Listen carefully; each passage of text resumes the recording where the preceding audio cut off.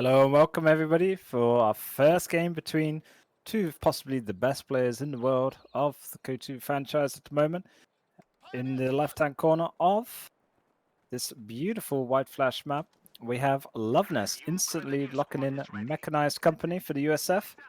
And on the right-hand side, who will he be facing off against, map? The Russian heavyweight himself, Nagano, locking in mechanized assault doctrine. It's not mad, it's a very good doctrine indeed for Nexus, these close quarter combat nooks and crannies. He's going to be smashing it around them with MP40s for days. And what a battle this is. You've got one of the most successful tournament players of all time and one of the best all-round players of all time, Nagano, who only wasn't able to compete in the big GCS events, Ed, because of geopolitics, for God's sake.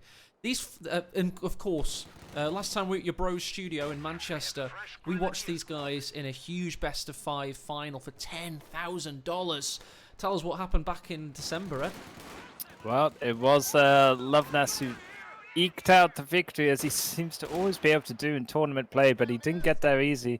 Nagano pushed him every which way. It went down to an ace game, and here it will be a best-of-3 map, and yeah, spicy map for the opening game. And press F in chat, folks, because pay respect to the sprints from the Askren who push off the rifleman on the fuel.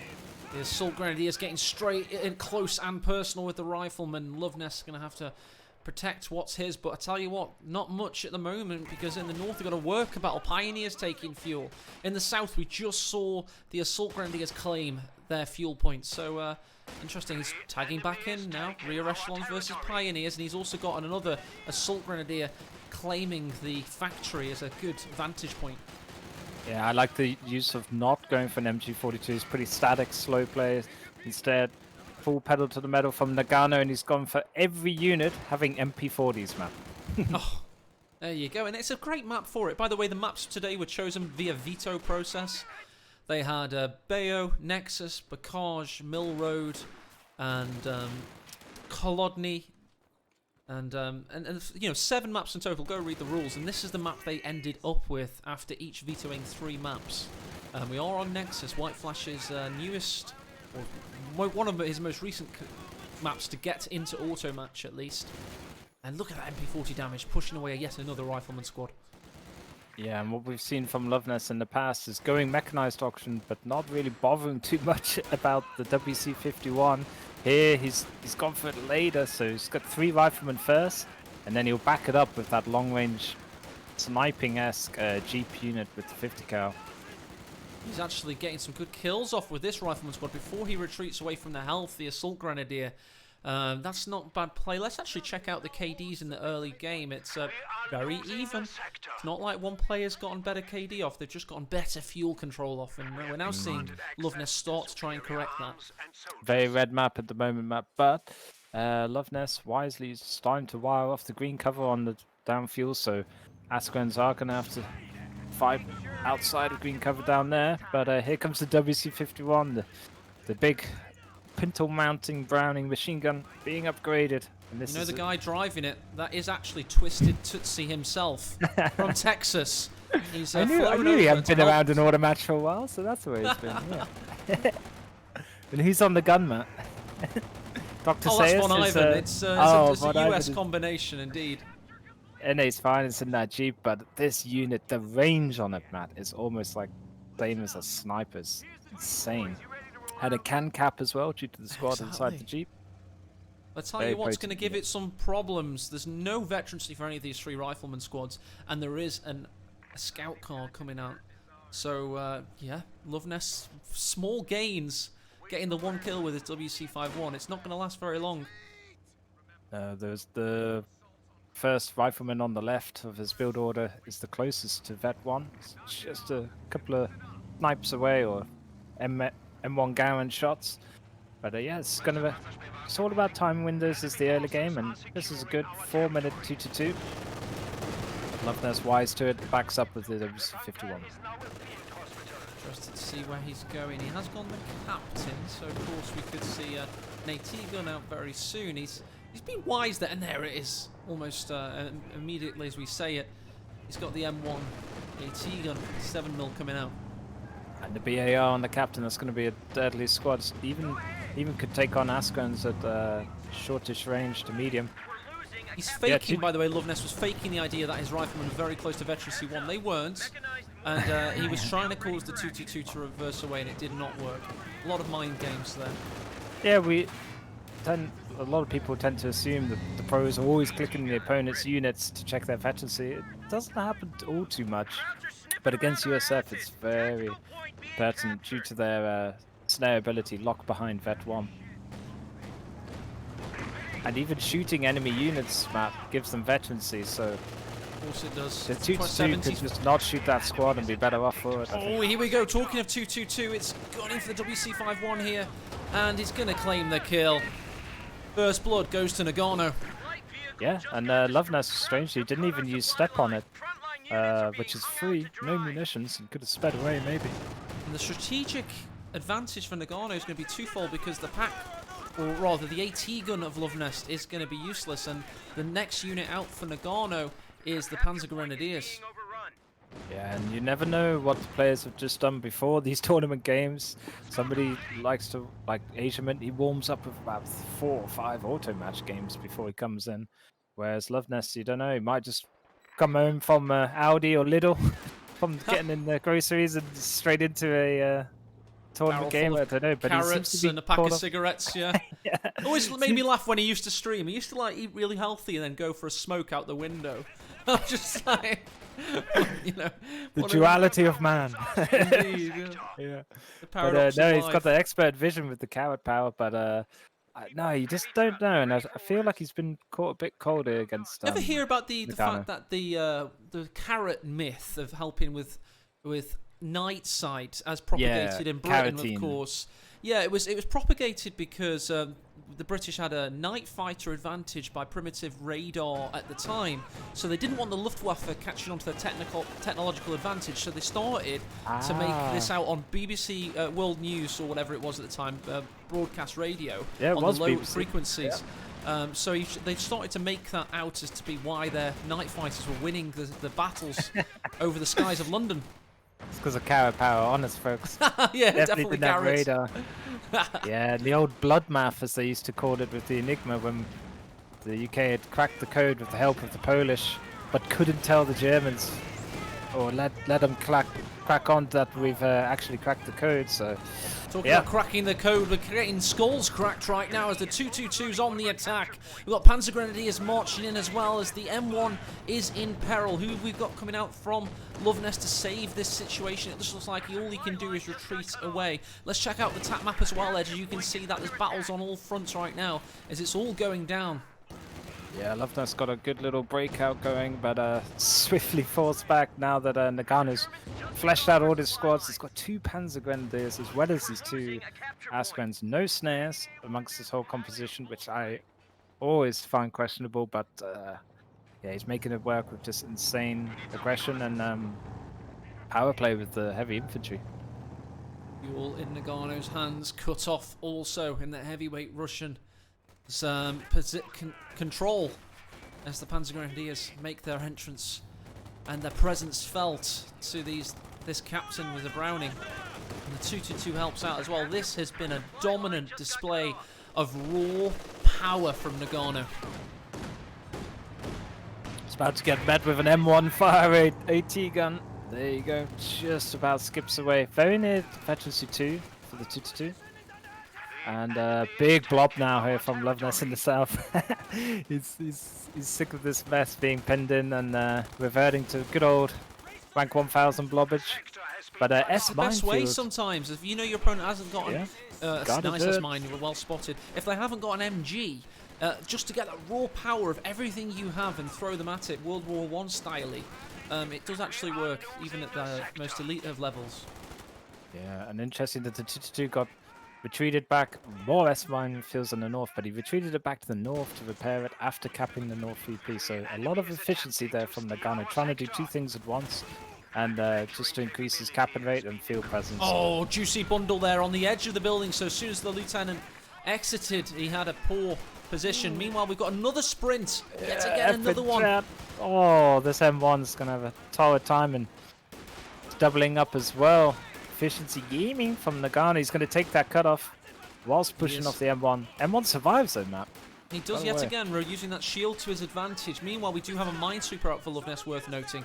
The riflemen are trying to position themselves to kill the assault grenadiers on retreat. And of course, don't forget in the south, it would seem that the riflemen have been able to break out and cap that fuel point. And sometimes S minefields can work against you because the opponent quickly, you know, is triggered into remembering, ah shit, need to get my sweeper out. Yep. And instead of getting some cheeky tellers and not giving the giveaway with the S minefields, Loveness does get the sweeper up in time. Certainly does. We've got the captain with his 5 kills watching on as well. But the carcass of that WC-51 really came in handy. Nagano could have done with a soft retreat, maybe a sprint out of there. That was dangerous, but there's a lot of shot blockers in the meantime. There's a crater with light cover also, and it all helps him and sends him home with all 3 Soldaten remaining. Had a very good chat and Discord call with White Flash Reborn, the maker of this map. And we're talking about a particular kind of pathing retreat path for the eastern player, where the north and the south of the mid VP sometimes had conflicting retreat paths. So if you're laid south on retreat, talking of which, just to interrupt, but it was absolutely fine. Yep. Going back, sorry, Yep. to the retreat path, please. Yeah, so he's actually looked into it, he tested it, and credit to his skills, he could manipulate it and recreate the issues, so to make sure that the squads now retreat. If they're in the north of the mid VP, they go around the north way, and same for the south. So yeah. A lot of pressure trying to be put down by Nagano, but we of course do have the Stewart out as well. The lieutenant's watching on, the M1's in trouble. Pioneers getting all kinds of kills, and here comes the Stewart. Roasted M1 crew, they go down. Rear Echelon's going to try and perhaps pick it up, but that would be a death sentence for them. Instead, Nagano pressuring forward with his Haskins. This could be a dead Rear Echelon, that. It is indeed, and the M1's been stolen. It's going to turn on its former Master's tank, and it's reversing away. It's going to try and get some more shots in. The Stewart's trying to cause it issues. The turret traverse could be its death here. And Loveness fans will be wincing because there's a P4 already in the build. This is probably the most dominant early big game push I've seen from Nagano in quite a while. Don't forget, Nagano's had 6 months to think about his loss to Loveness, that 3-2 loss in the World Championships. And it did feature this map as well at one point, so it's almost like he's coming out in force this time, and he doesn't want to make the same mistakes twice, as the M1 now finds the Stewart as the Panzer IV rolls onto the field. Got a bundle laid on the rifleman, health damage as the 222 watches on. Yeah, 222 now doesn't need to worry about the M1 as the sprint's taken, but it still needs to worry about Stewart. Very danger close there for Nagano and for Loveness as he pushes the Stewart forward with the P4 coming in. He's going to eat an anti-tank rifle nade, but it's not going to be enough to snare him.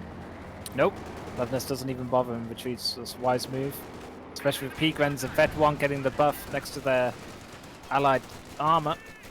Look at this blob from Loveness. He's got a good retreat path off. However, the Panzer IV stands in their way. Vision block engaged. He actually protects the Panzer Grenadier on retreat, and the stolen M1. Is it going to take out the Stewart? No, it looks safe for now. M1 could be in trouble if this blob gets towards him, but 222 fixed up, coming back. We've got very good veterancy on the Pioneers from Nagano. All round perfect play from this austere master. And there's the flagpole saving the lives of the squads as the pimple mount upgrades. He has to turn them around in the Stewart. Honestly, it didn't have flagpoles, man. We put the fancy part. I did offer the players to put it in cheat mod. I'm not going to keep being salty about it, but they didn't want it. They said it'd be too different to auto match to have the flagpoles. I think it would throw you off. What a crush we've got coming in, by the way. Loveness sees the writing on the wall. He does not want the psychological peril of seeing his dismembered corpse of his former units crushed under a tank tread. He has to throw in the towel. GG, 1-0 to Nagano.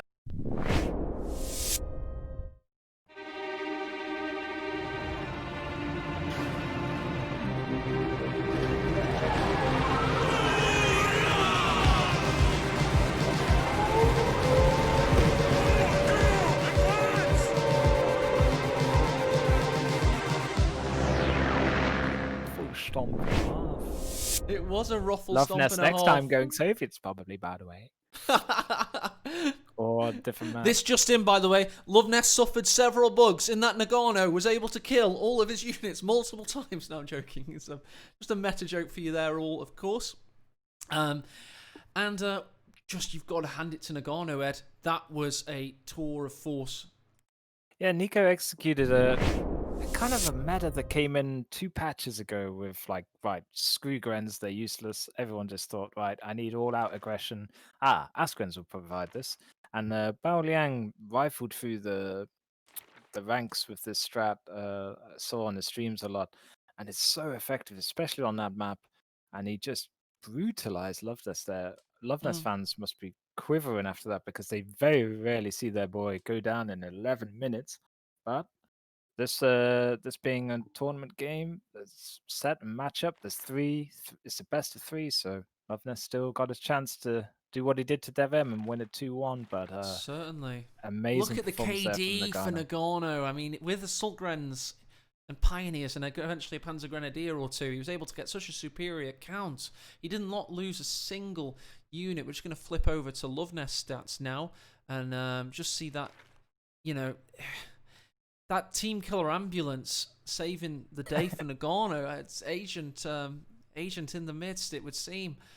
But he had a spy in there all along. But Tutsi and Von Ivan on that WC-51 entered the fray after 3 riflemen, which was an interesting build order from Loveness. But yeah, I don't think it would have helped him either way. It just seemed to be hard countered straight away by a lot of MP40s, which get good pens on light vehicles early game. And a super fast 2-2 used expertly well by Nagano. Interesting question from K-Pen in chat saying, is it a bit weird to see Loveness go USF instead of Soviets? To be honest, it's not. He doesn't have a history of doing it. The first time he ever did it was semi-finals GCS 1 against Helping Hands, a match that he won 3-1 by playing USF. Took Hans by surprise, who studied every single Soviet replay he could have his hands on. There is history there. Yeah, and on midweek, he perhaps got a bit drunk on his own success against DevM when he slapped him around with USF. He perhaps thought, yeah, this will work against Nico. But I believe, I agree with K-Pen on that one. I think Loveness is more sturdier on his Soviets. But due to the current patches and metas, is forever evolving with this game at the moment, thanks to the balance team. Plan A doesn't always work, so he opted for someone else, and Nagano was ready for him though this time around. Certainly was. Yeah, that looks like they're gearing up for game 2 as soon as possible. This is a best of 3, guys. Exclamation mark brackets if you want to play along. I mean, I'll bring them up on screen just in case you don't want to use any APM that you don't necessarily have to. So let's go and have a look at that now. As you can see, that all of this stuff before the purple final day tomorrow is all best of 3, and it's all about Man Libner Zweimal. You only live twice. Obviously, the name of a James Bond film. And the players on their last life, of course, we've got Kimbo beat Seeking 2-1. He's now up against Dev M on Tightrope Stream. And of course, we'll put the scores in, I guess. Might as well give it a live update for the lols. But we are watching the upper bracket final. The loser of this match will face the winner of Kimbo Devem after both matches have half an hour break to make things fair. Later on, Ed and I will be casting that last shot of redemption to decide who goes into the grand final. So it becomes this awesome tale. I mean, you could have Loveness lose to Nagano, beat Devem, come back up and beat Nagano in the best of 5 tomorrow. It's very exciting stuff, but of course there's a lot of jeopardy on the line.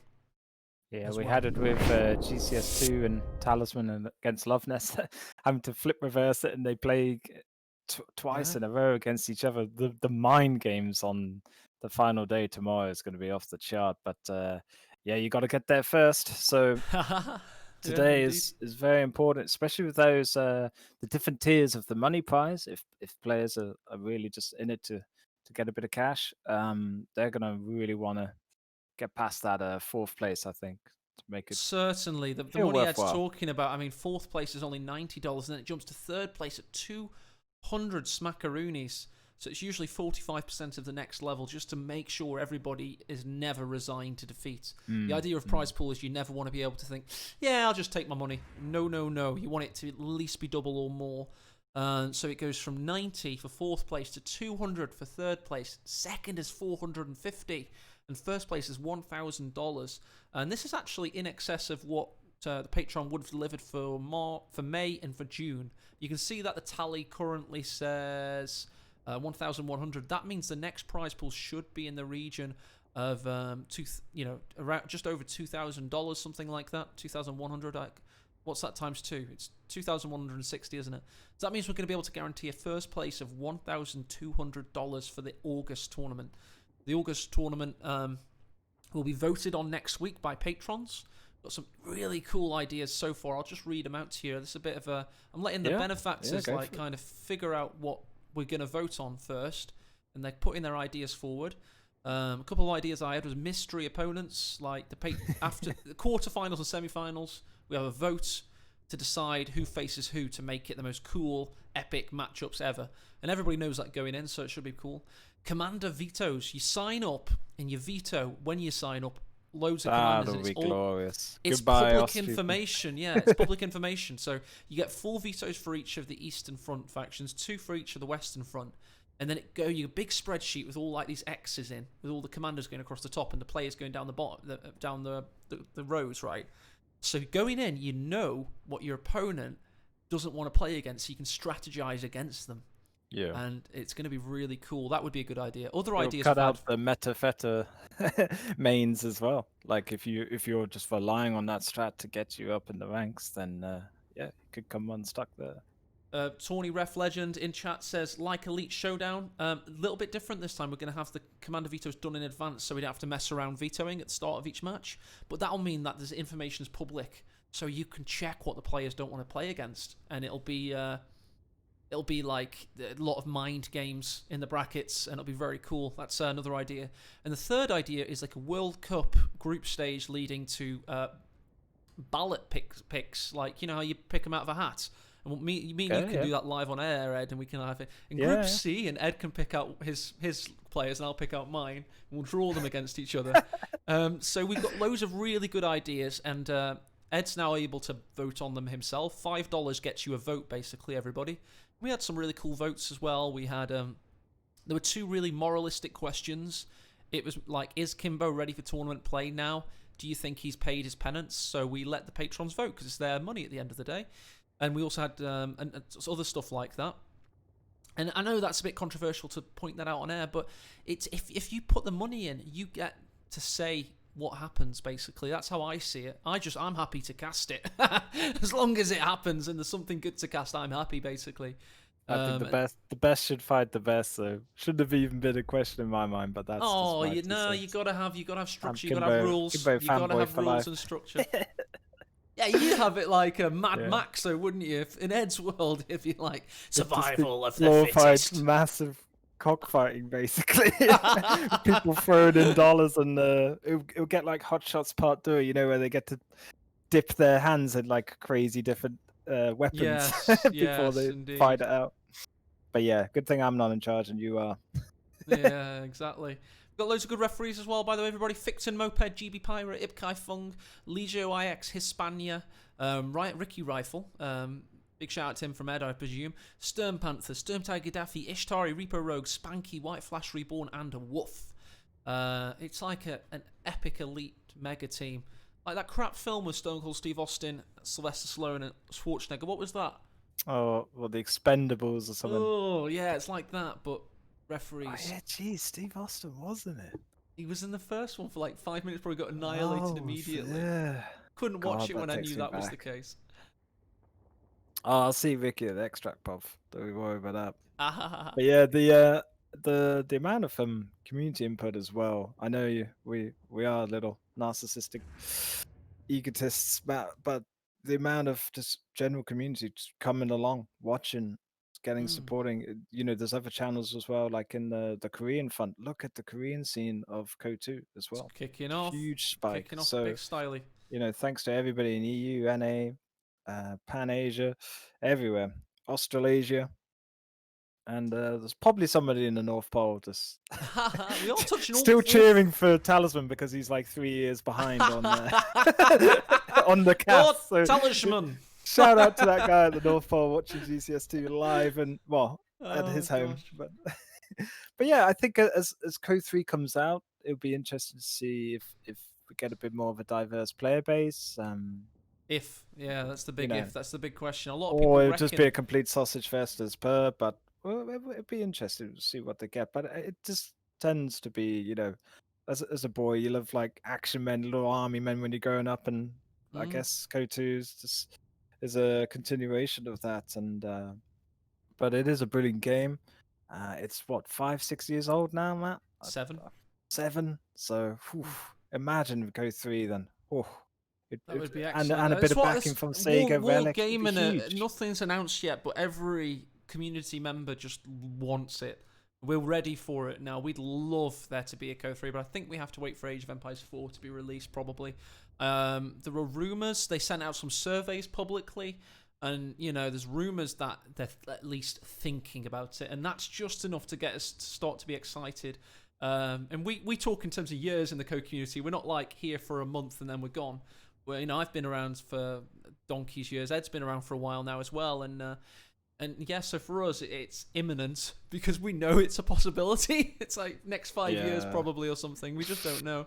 Hopefully, it's just been made in a little underground lab somewhere, and they can't release it until That'd be good. AOE4, but it could be soon behind it and worked on a lot. We can hope. But I'd love to see the old Japanese forces from That'd be if it cool. if it Yeah. sticks with World War II. I'd like to see like the I think Pacific it element. has to be World War II. Company Heroes is like so Band of Brothers, isn't it? It's a name even. Yeah. Let's get you in a lobby because I see the game is literally Cool. 2 minutes away from being viewable, and we're going to jump straight in. So guys, I need a quick loo break, and we'll be right back. The next noise you hear will be the Doobly esports noises. So be right back. Thank you.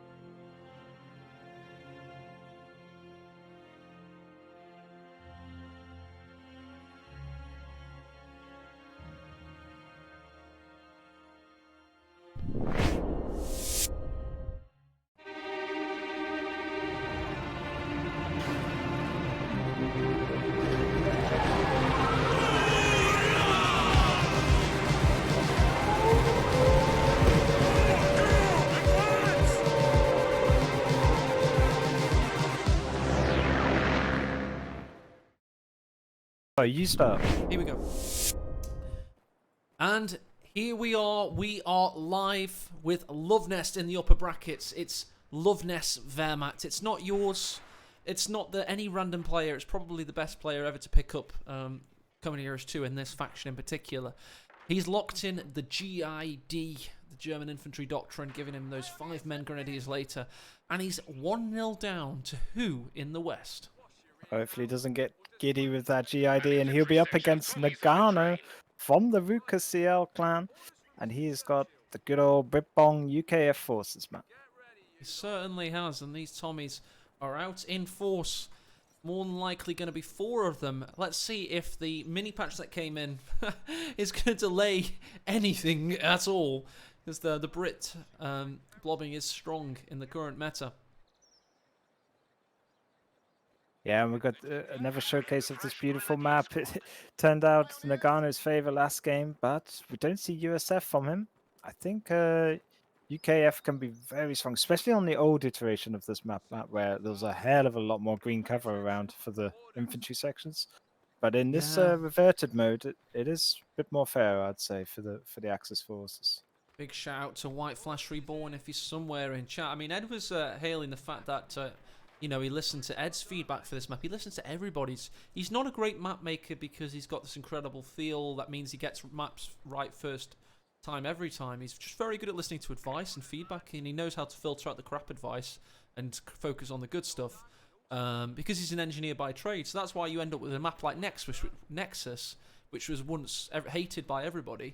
So now it was vetoed in by 2 of the best players of all time. Out of 7 maps possible, we ended up with Nexus. So, you know, credit to everybody involved.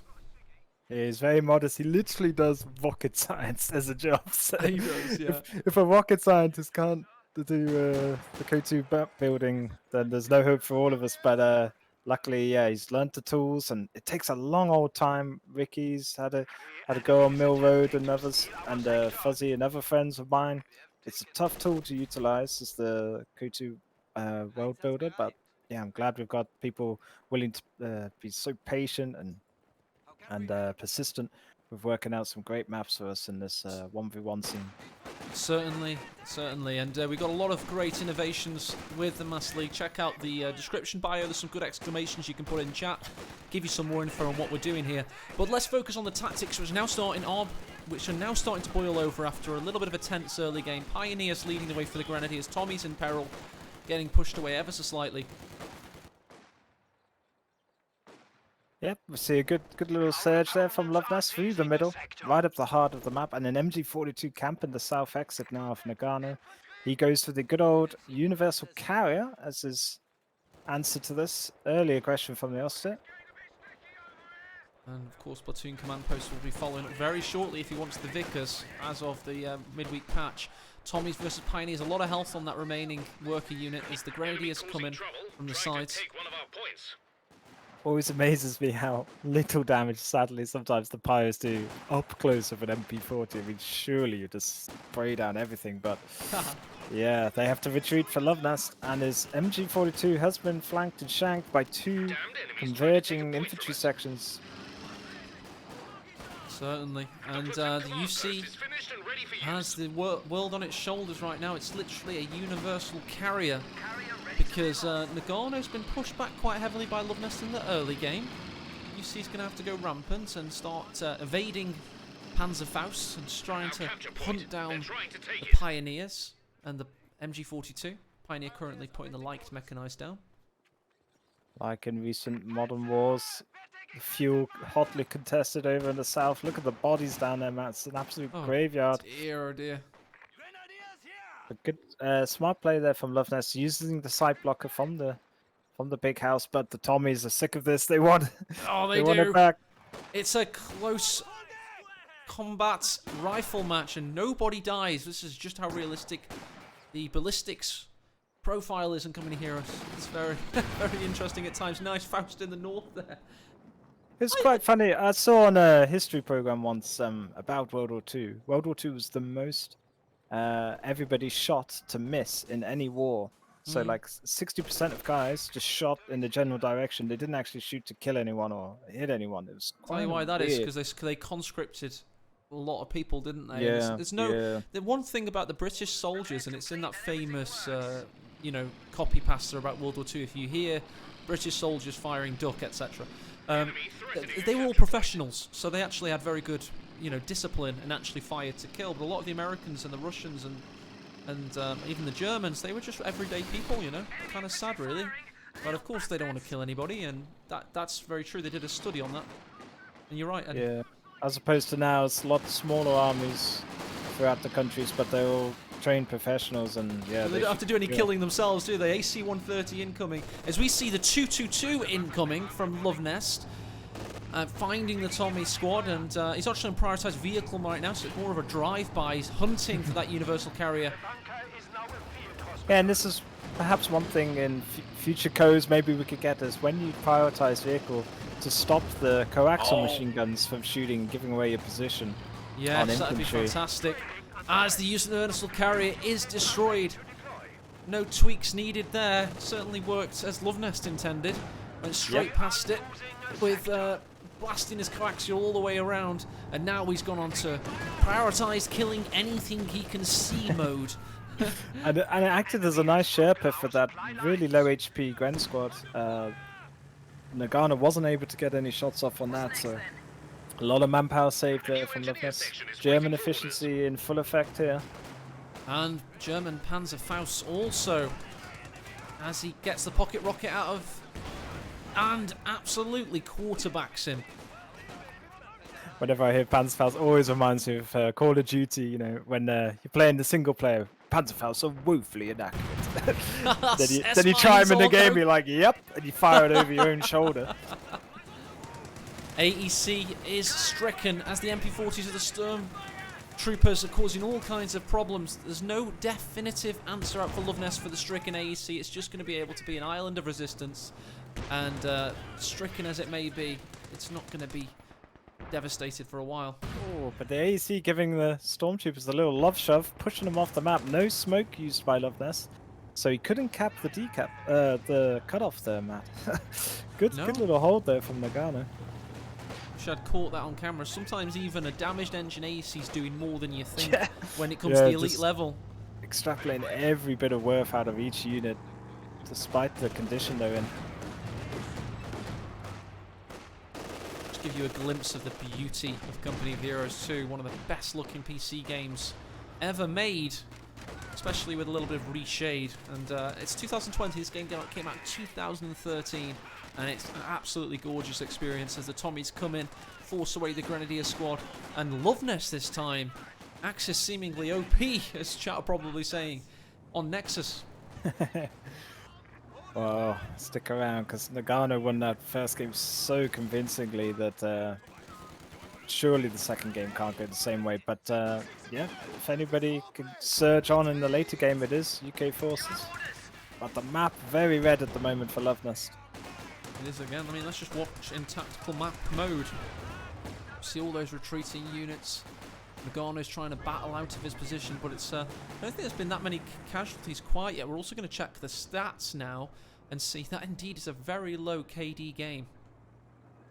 And a bit of a aha moment as Austin finally get 5-man squads with this doctrine against the 5-man Brit squads. So I think it's going to be very even in terms of infantry prowess from either Alan Partridge team. reference? Is it knowing Yeah, 5-man squads, knowing me 5-man squads? Aha. Exactly, and it is a bit of a cheesy doctrine. We see it a lot, but it is such an equalizer though. So that's why it's very popular by the pro players for selecting. For those that are just tuning in and don't know much about this tournament, the referees are actually watching the players live on cameras. We're trialling it for this tournament, but we may actually have public feeds in future Master League tournaments once everybody's gotten used to the idea. And it just means that we know who everybody is, we know they're not cheating, and it's all just mano a mano, the best fighting the best. And that's what we're certainly seeing with Nagano and Loveness in this feisty upper bracket battle. Just saw a very patient use there of the ambush attack from the Stormtroopers, forcing off a infantry section from the mid VP. 2-2 though gets involved with an AEC. It's a bit of a mismatch, but the pack gun helping his little mechanized friend out there. Certainly is, as we see a huge nade wide. The Tommies with the predictive placement of the nade, they ran into it and they couldn't run out of it. Rifle nade, however, turns fire on the Tommies, forcing them away. What a good bunch of nade volleys that was, but of course advantage Nagano. Huge pickup there from Nagano, and he threw it knowing the squad had overcommitted. They had to retreat back, and when your units retreat back, Matt, they clump together. But this 2-2 is doing an ungodly hold. It did an ungodly hold. Nagano got too cocky. He went in with one Sten gun. One Sten gun because there was a minesweeper on the other squad member. He just hoped to get the kill. That was very cheeky. Imagine if that had worked. Shoot the oil cap, mate. But no, couldn't blow up the 2-2. For once it survives from small arms fires. So often they go down. And it has a flapping rear bonnet now, Matt. If you see the animation. Looks Oh yeah, pretty let's go and funny. have a look at that. Let's see if it's on your With the client damaged only. engine. There he is. Yep, But, flapping yeah. bonnet. We can see that confirmed, Ed. We do have a flapping bonnet. Not just my screen then. Good stuff. But MG42 about to get flanked here though from a section in the north. And yeah. Bit of map parity going back for Nagano now. So this is going to be a very close one, I feel. Next lull in activity, we'll check out the points held graph as another grenade is not seen in time by Loveness. Well, he couldn't have seen the first one in time. This time he should have been a bit more aware, but the tree was in his way. Tree's OP, you've heard it here first. And just like with Crossroads, this map does have extra strategic points, so it means 52 munitions coming the way perfect for Nagano, and he locks in his Doctrine Commando Regiment, which will be a big answer, especially after taking out the Stormtroopers. He's going to have the ambushing hidden squads now from now on in this game. It is actually possible to catch the glider. Do you know I'm doing a lot more follow cam for a bit more smoother camera experience? You can actually catch the glider if you get your cursor on it. And I may attempt that. If the gameplay isn't too crazy at that point in time, we may have a game of catch the glider with follow camera. It's going to be a fun mini game, Ed. Yeah, no, I'm sure you got it well covered. But I've never tried it before live, so we'll see. Grenadiers versus the Royal Engineers, the new squad, of course, that had to be brought out to protect against Talers and S's. Well, it'll be interesting to see whether Nagano goes for a fast tech here, Matt, or he holds out for the Commando glider insertion and gets them involved. But they are 9 pop cap. I didn't really realize how much pop cap the Commando glider insertion is before this patch. So, yeah, they are going to be the same pop cap as nearly as a tank. To complete the idea that, of course, the Brits are just allied Wehrmachts, we are seeing 3 medical abilities on both units. Here comes the glider. Let's try and get it, guys. Yeah. Try and get it. Need to get it in our sights. Oh, I'm missing it. Yeah, I'm missing it. But there one we go. is Doctrinal. There you go. I did it live. First, we followed the glider down as the commandos come into view. Perfect And landing. they find the MG42. Yeah, this is the old seeking way. He utilizes this right on the rear MG positions of the Austin very well, usually in his games. And Nagano, having played with seeking a lot, is using a similar strat there. The 222's climbed to its 8th kill, forcing away that squad there as the AEC tries to shepherd him back to base. We do, by the way, have a juicy cut-off taken by Loveness Grenadiers, evading the fire of the British infantry, and maybe rifling over the fence soon. Yeah, I'm also interested to see no Vickers on this map from Nagano, which could have helped him hold a lot more ground earlier in this game. But here comes the Commandos map, all 5 of them. They do indeed. 5-man Pioneers forced away as the AC makes its entrance felt. Where is this Pack 40? Can the 222 stay alive? We need the Pack 40 somewhere off screen, and it isn't there. AC claiming a vital kill. Yep, didn't miss one, did the AEC, so good takedown there from Nagano. The Universal Carrier is now carrying the Grenadiers to a victory, but they feel that they've got to get into the capping circle, and that actually protects them against the Commandos, but does not protect them against this grenade. Oh dear, and on retreat now. The AEC can help body block. It's on prioritised vehicle, however. We've also got Lee Enfield rifles. Could they be throwing a grenade? They don't chance. AEC so lazy on the job there, could have helped out, but they just snick. Now that's the difference between shooting with the AEC and not, I feel. But P4 now against AEC, bit of a queerance rematch. But no AT gun for Nagano yet, Matt, due to the high manpower cost of those commandos. Yeah, everything, of course, costing so much for the Brits as the Panzer IV is looking to equalise things for Loveness. Yeah, he may have had a shaky early game, but Nagano's having a torrid time of things now. Yeah, finally locks in the AT gun, but it's too little too late for the AEC. Great charge from Loveness and pickup, but crucially the snare was not in place. And this is the problem with the Brits forces, I feel, in 1v1. It's such a clunky snare to have it on your engineers and not on your mainline infantry. Yeah. And very, very rarely we see multiple squads of engineers due to the pop cap. So, I don't know. I think you either got to go double Royal Engineers or lay a lot more mines. Big shout out to our man Tightrope, who's of course doing the second stream today. He actually uses 2 Vickers as Brits, 2 Vickers, 3 Tommies, and quite an interesting build order, to be honest. And then you don't have to, spend so much in bolster and all these other things. Your Vickers kind of carry the brunt of this, just getting yourself to get the AC and the Cromwell, etc. Yeah, when even Tightrope's going off meta and making funky new builds, he's been playing the game a long time, then wants to try new things, and that's what I love to see, Matt, in this game is there's just almost infinite choices because there's so many different doctrines and across 5 different factions, and you could be playing the game for 2 to 3 years and still be trying new strats. So, yeah, Juicy Talamine position there on the apex of the wall in the north. Tommy squads with Minesweeper right on the helping corner, them. yeah. Dirty. Big blob here, though, from Nagano. Oh, we've also got Commandos on Holdfire and Cloak right now. They're going to be uncovered by the Grenadiers. Now, do they throw a grenade in? They unveil, and the Grenadiers are forced away. Meanwhile, the Panzer IV is just being uber cautious. Doesn't want to get into range of the 6-pounder that's now been built and setting up. And the snare trying to get off on the Royal Engineers, but P4 just about slivers away. And 3 highly vetted Grenadiers now with 5-man squads each. Loveness getting in that second pioneer map. We've talked how crucial it is for the old repair rate faster. So it's good future planning for his tier 3 heavy build. Big shot by the 6-pounder Panzer IV in peril as the Tommies are capturing standard territory points and they're getting a north-south split. Or we would be had this infantry section not gone south to take the victory point. Yep, we do have tech up. Go on, what have you seen? So we do have tech up here for Nagano. So he could get out of Cromwell very quick if he wants to jive with these M4s. P4s even, sorry. But I feel like he may just save that little bit of extra fuel and get the Comet swinging, because if the 2v2 tournament was anything to go by, he loves that Comet rush. That's a good idea. Rifle nade, was it? No, just trails of the bullet rounds. As we see a nice grenade on the MG42's not been able to do too much about it. 5-man Gren should keep it in Axis hands, however. Yeah, good defense of the support weapons there. Action all over the field in the middle and south, but Pioneers heavily outclassed here. And with a sweep as well. To yeah, that's the worst kind of weapons pop, isn't it? I'm going to throw away one of my weapons.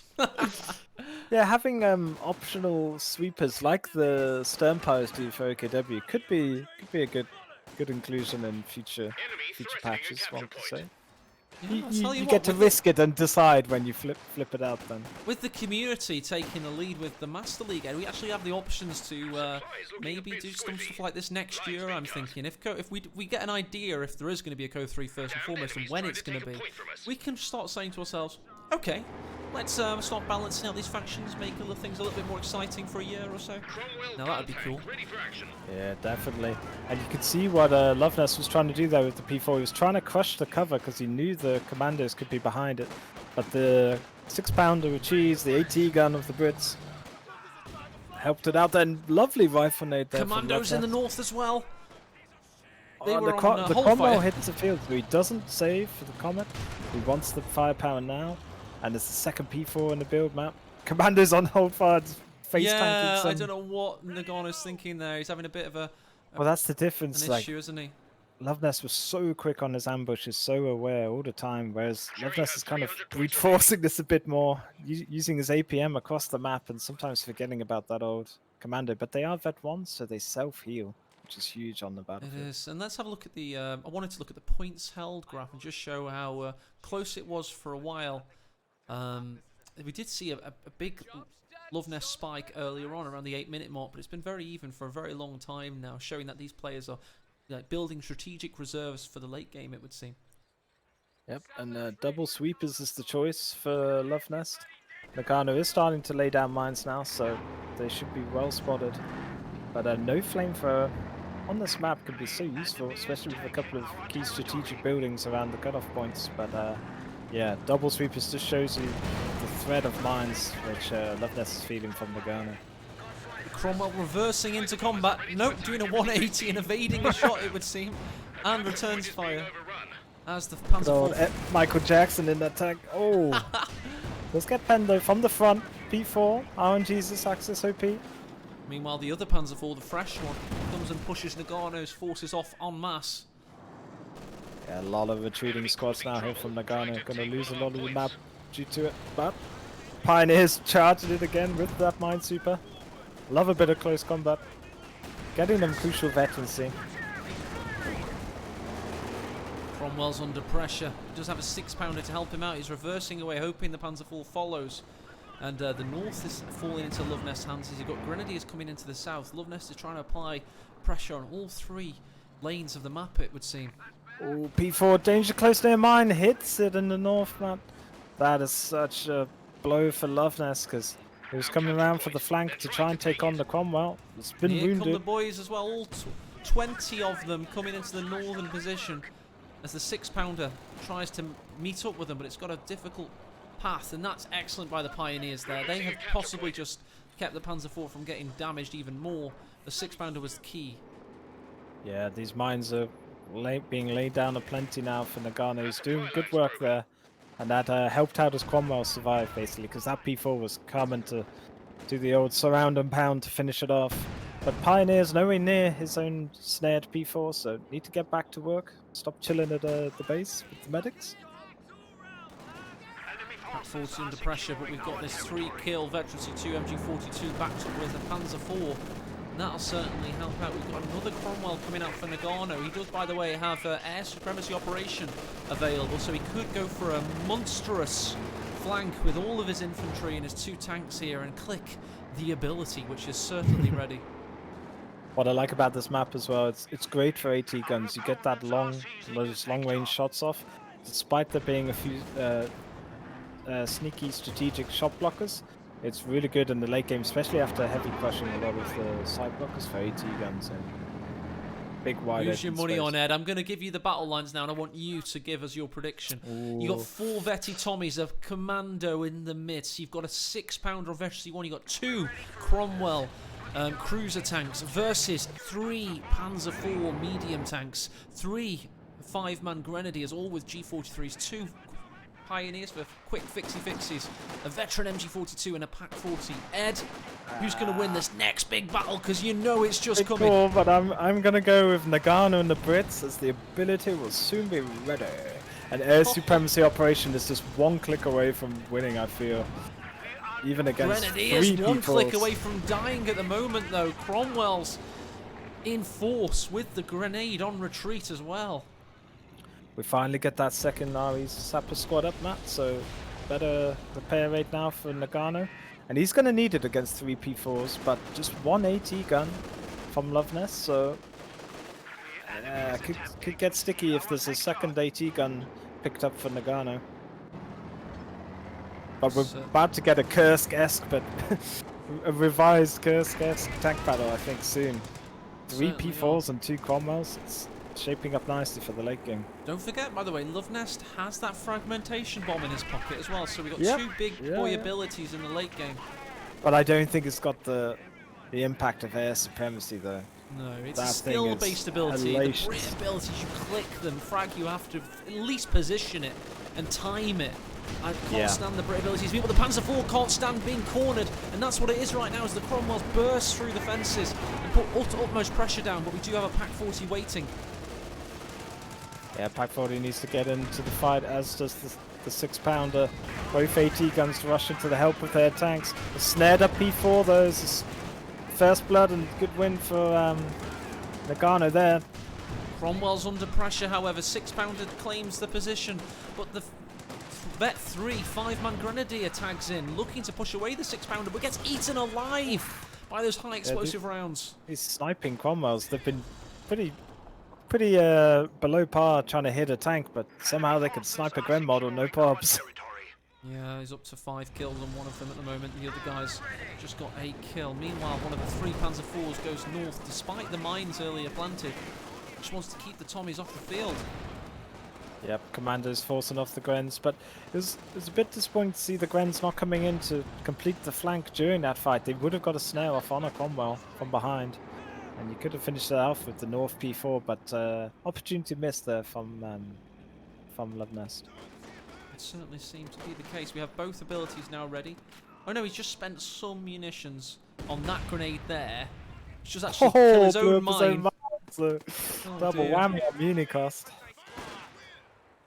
Looked too good to be true there for Nagano. He just wanted to, you know, possibly catch the grenadier going the other way onto the mine, maybe. Yeah, that's what he was thinking. The old cheap path abuse, but good hold there from Loveness. Is gonna heal up as well. That's why Imperial Dane loves this doctrine. Free heals on all your mainline infantry. With the fifth man upgrade, we never really see LMGs mixed in with the 5-man Grens. It's always the same. So it just shows you how strong that ability to heal on the move and the better received accuracy they get is. Took a moment of lull in activity to witness the beauty that is a Panzer IV rolling through Nexus there as all veteran C3 infantry sections are out in force with a big grenade, but Loveness was equal to it with a quick, hard retreat. Yeah, I'm amazed. Like, you're in a tournament game, you're playing probably the best player ever from Russia in Nagano, and you have to dodge nades constantly as Loveness, as well as micro 3 P4s. It's going to be a hell of an APM tax on coming into the late game map. Certainly is. It's going to be very, very taxing indeed, and that's why today's lower bracket grand final should be very even indeed, because Loveness and Nagano are going to be tired after this. They're going to play one less match than whoever ends up in the lower bracket from the lower bracket. So the loser of this match should have an even situation going into it, and both players make for a very exciting decider to decide who faces the winner in the grand final tomorrow. Bit confusing. Press exclamation mark brackets in chat to follow along. As the Cromwells are going to follow this pioneer along its path, try and finish the job, but instead hit the wall. Nagano's starting to risk it more for the proverbial biscuit and cap VPs under heavy duress from P4s. So it just shows you the VP bleed. He's noted it. It was a triple cap there for Loveness for a while. He's got back into this game in terms of VP count, and still has quite a bit of room to maneuver with his pop cap. So he could go for a Brumbar or Panther in tier 4. Yep, he's going to build the tier 4 right now and get that buff for his Grenadiers' reinforcement costs. I believe it brings them back down to 28 manpower per model instead of 30.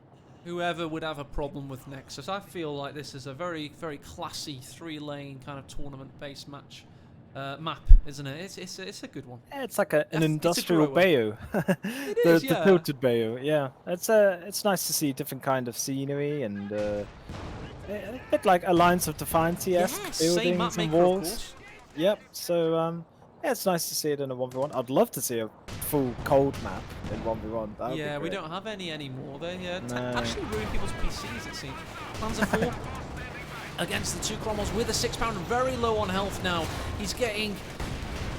Oh, but the telemine, puts one of the Cromwells in a very, very compromised position. And now the ability's been clicked. It's air supremacy operation as the planes come in from the skies above. First a reconnaissance and then the strafe soon. There's the strafe. What? Cromwell does indeed go down. Panzer IV's now going to come in on the rear side, but we do have a 6-pounder Veteran C2 waiting.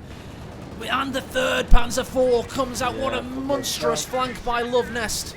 And here comes his frag bombs. His planes are going to come down from the skies above now. Big attack from the Stukas. He crushes one Tommy soldier and takes out the Cromwell. What a glorious push by the German.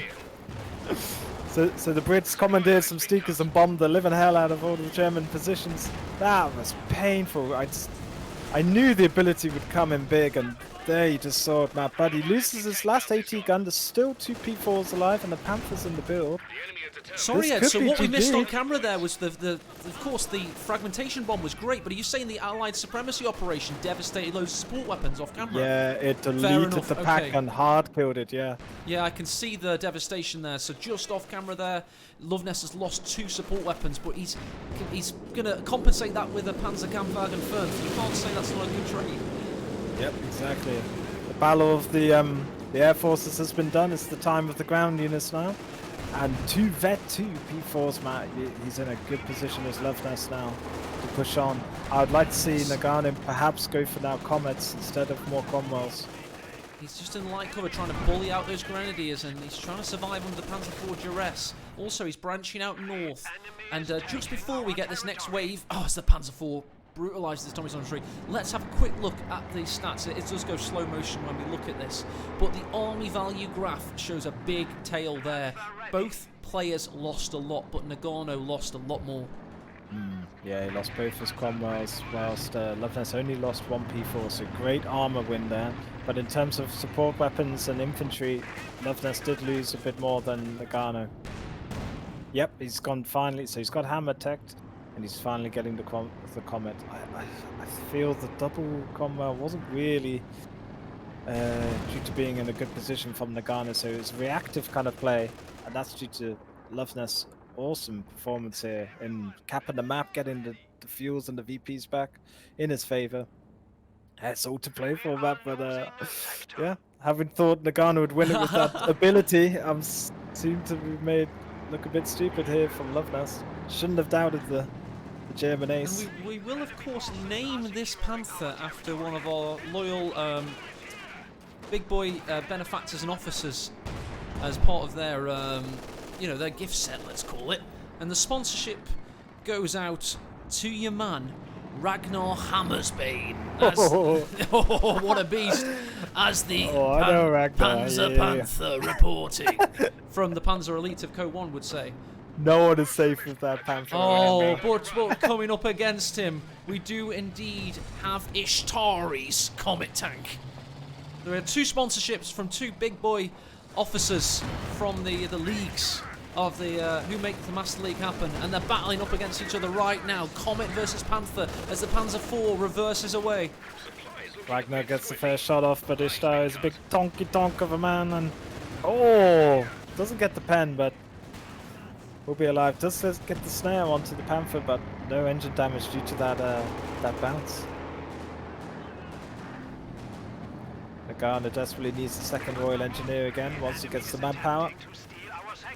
And Loveness is just really putting the pressure on that. Found an angle there. Ishtori's gone into enemies' harm's way. You don't get flanks in 4v4, and this is what it looks like. Rear armor penetrated as the Comet reverses. It's struggling here. The Panther's turret finds the job and sends the commander into orbit as he vaults the tank, and Nagano is sent out. And they go to a deciding ace game as this series draws level.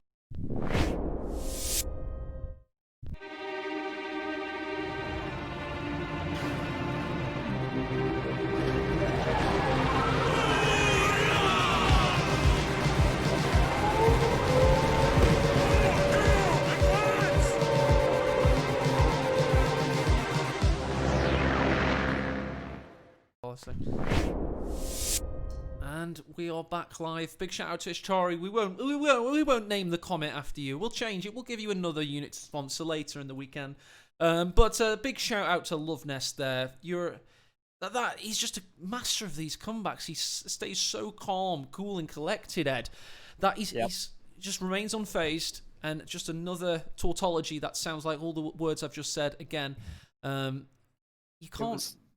It was a story, I think, Matt, of Loveness forcing the mistakes from Nagano. Nagano had the big all-in Omega Law ability, clicked it, and still didn't win his Brits. So when those things are happening, I think it's time to reshape, get back to Soviets.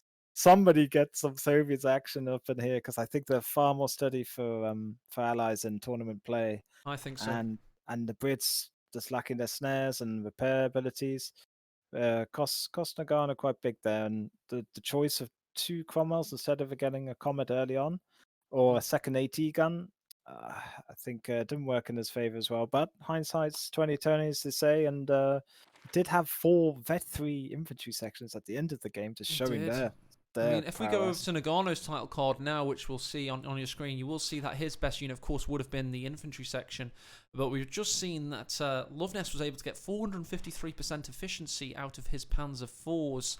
And although Nagano had excellent unit preservation, he didn't lose a full infantry squad that entire game, his tank preservation wasn't quite the same, and he also, of course, lost his glider. I just thought I'd draw attention to that. But indeed, let's just go back to Loveness' preservation as well. He did lose infantry. He lost a Storm, a Gren, but his tank preservation was awesome. Those 3 Panzer IVs with that excellent pushing from all sides won him the game. And although the Allied supremacy operation, like you said, was doing damage elsewhere, his frag bomb got a good one in as well. So, yeah, fantastic game too.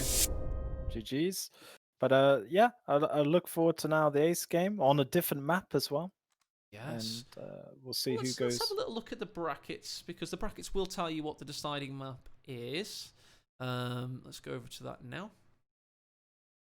And also, by the way, I only just saw it, but if you go to the actual Master League itself, it isn't just a Patreon and the name of the tournaments there. It is actually a Master League, like a copy of all the tournaments in a collective format. So let's bring that up on your screen. And it will show you that Loveness and Nagano are seeds 1 and 2 of this tournament and in our global competitive community in general, if you follow this system at least. So there you go. They've got more points than anybody else. They were the finalists of the World Championship Series last year, and they're the finalists of this tournament yet again. So that's that. And now let's go to the actual brackets for this tournament. And what was I going to show them, Ed? I can't remember what the point was. Which map will be on the Ace game? Yes, that's if you go to the bottom, it will be on Crossroads. That's right, Crossroads. Beautiful. For the Ace game. Is it winter or summer edition? It's actually going to be autumn Crossroads. Just where the cutoffs are in each other's bases and you can't get them, so you can just get loads of fuel. But the leaves are cool. Leaves are cool. It's got leaf tech now. Yeah, you had mud tech and snow tech. Leaf tech is you can hear the units crunching in the fog of war, so obviously you can figure out where they're going. It's really innovative stuff. Ragnar beating his chest now in chat after that glorious Panther play, and it was nice to see from Loveness finally someone not just getting stuck in tier 3 and bolstering their forces and army composition by bothering to build and tech the tier 4. It even helps with the old infantry reduction in manpower reinforcement cost, but it no longer caps points quicker. They took away that buff, Matt, I think, in a stealth patch within the week. Yes, that's so right. That's a very recent update to, well, a recent nerf to the tier 4 of Austere. I think that it was quite a good pipeline dream in general, but they must have thought it was a bit too OP, so take it away. Axis ROP after all, keep it. The referees are reporting good things about the cameras so far. They've had a few snags here and there, but all players are on camera with referees right now. And as I say, it's all about getting the players used to it in this first tournament, but we are able to now offer you this mega give us your money, we'll give it to players in huge tournament scenario, because as like the founder of this project, I don't feel comfortable without doing it in a live setting usually, and that's why we had GCS 1 and GCS 2. It was a great party for the community. Me and Ed met each other in person for the first time on June the 1st in 2017. What a day it was. But it's mostly because, to be honest, it's a bit cringeworthy giving players loads of money and you can't actually vouch that you can prove that it was them playing without map hacks, playing without... If there's a bug splat, you can prove that there was a bug splat instantly. All this kind of good stuff we can finally do in our community, and it's thanks to the good work of the referees. Big shout out to them all, and to the players for being so game to actually be on board with this system. So yeah. GCS 2 was 2018. No, I was on about GCS 1. That was in Leicester. Yeah. And God, it feels ages ago, doesn't it now? Us, we're all we saw Ragnar briefly at the end of GCS 2. GCS 1 was good old night out, wasn't it? After it was, yeah. The GCS 1 was a worse. It was a mega tournament on the internet side, but the actual event was a bit pants because of the audio issues. But the actual. But it was good because it was my hometown, so at least I could be like the little tour guide Barbie for the night out. I knew nothing about the game.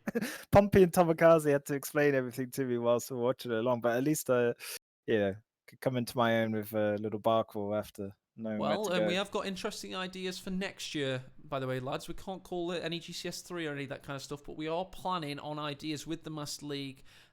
Just put it that way.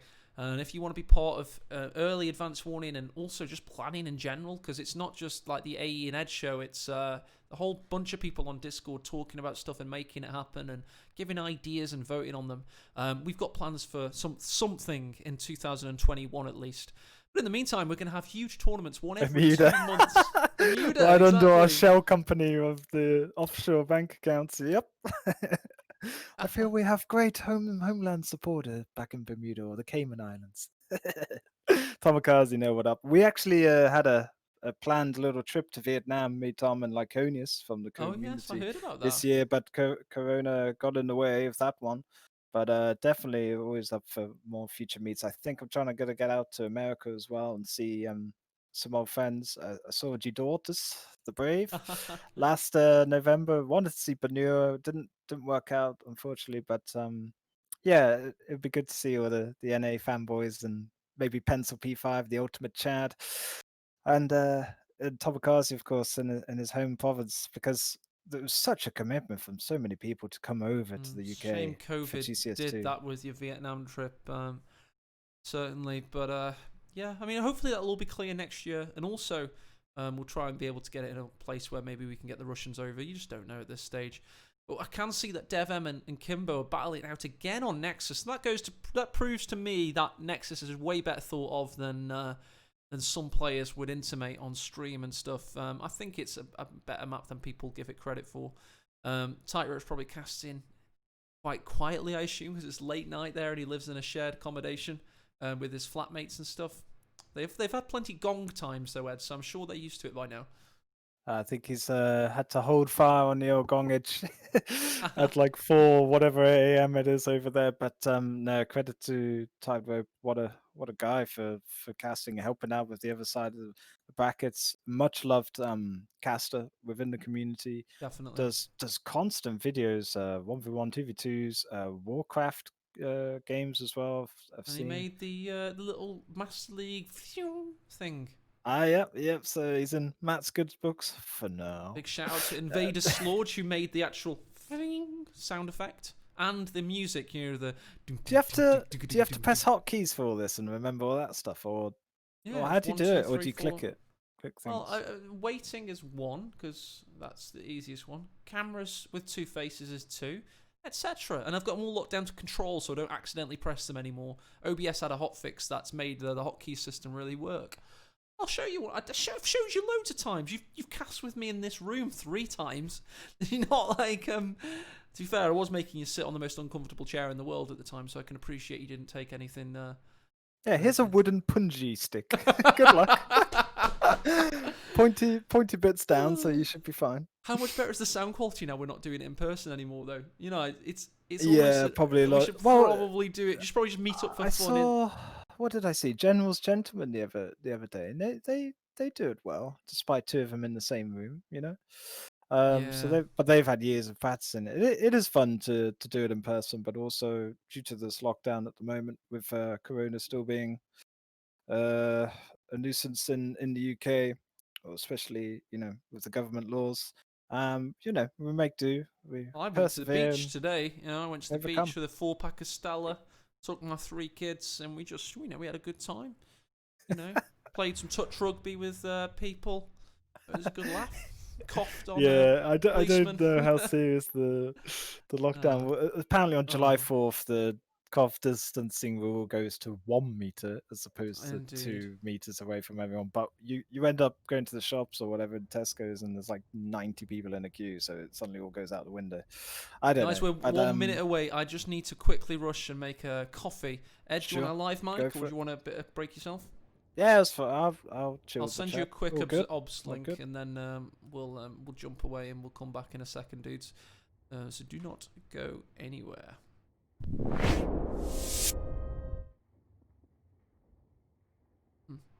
Forgot about that.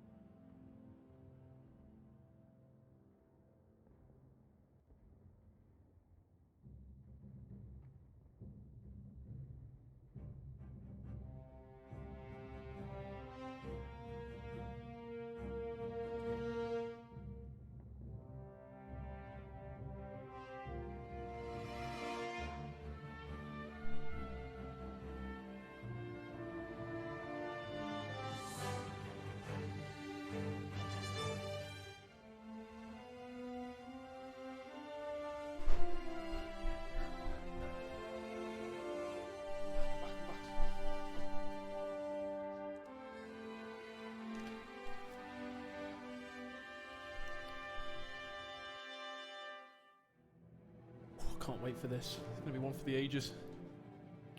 Yeah, got weird little stars next to a sub badge or something. I haven't streamed so long, I don't even know what's changed on all Twitch stuff. Weird.